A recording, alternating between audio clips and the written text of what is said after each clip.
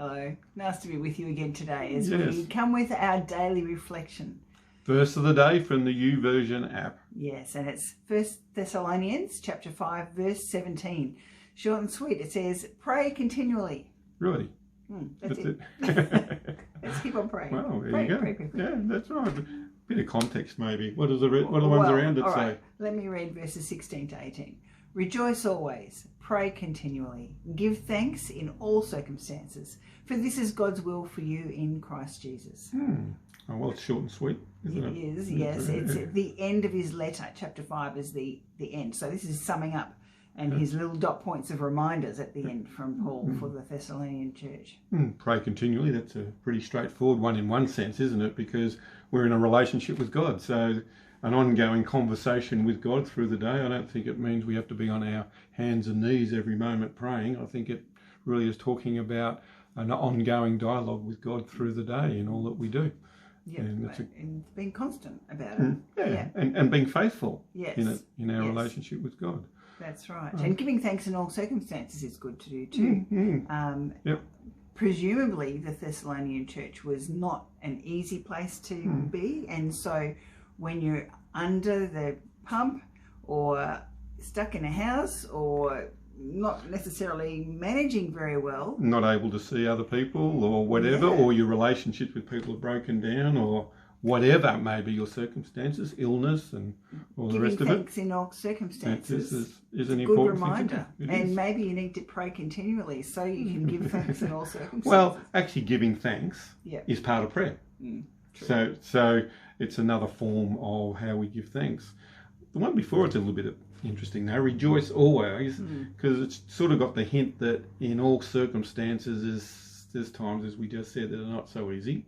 So to rejoice always has got an interesting edge about it. And now at the moment at Hobart Baptist Church we're going through a series on lament, which is an encouragement for us to bring to God what's in our hearts where things are not going right. When it's sad. When it's things are tough. When things are tough. Or when we think there's injustice happening in the world where we're not happy with things. So it is really bringing a grievance to God, a complaint to God, which we're not really that good at as Christians, because we sort of skip the Psalms, and now more than a third of the Psalms are Psalms of lament. So this idea of rejoicing always, it's interesting.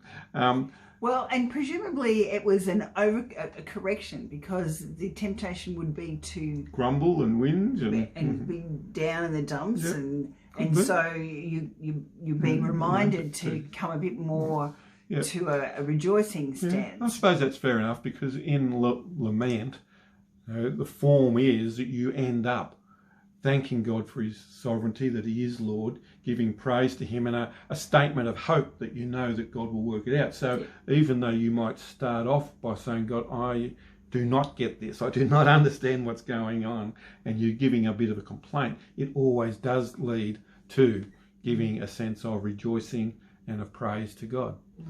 So maybe that's the context in which Paul was talking about when he wrote this. But I think it's an encouragement for us at this period of point in time, isn't it?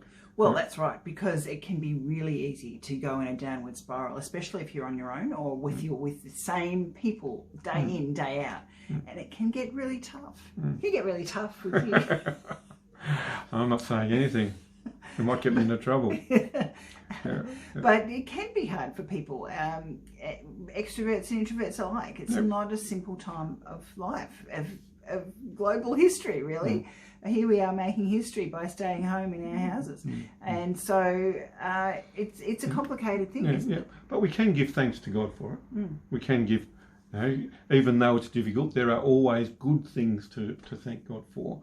And so we can take our prayers and our frustrations and whatever to God, to pray continuously, but we can always allow them to lead us to be in a place of having an attitude of gratitude for the good things that are happening because of it. And part of that is I'm around. So that's right. It's nice to be with you.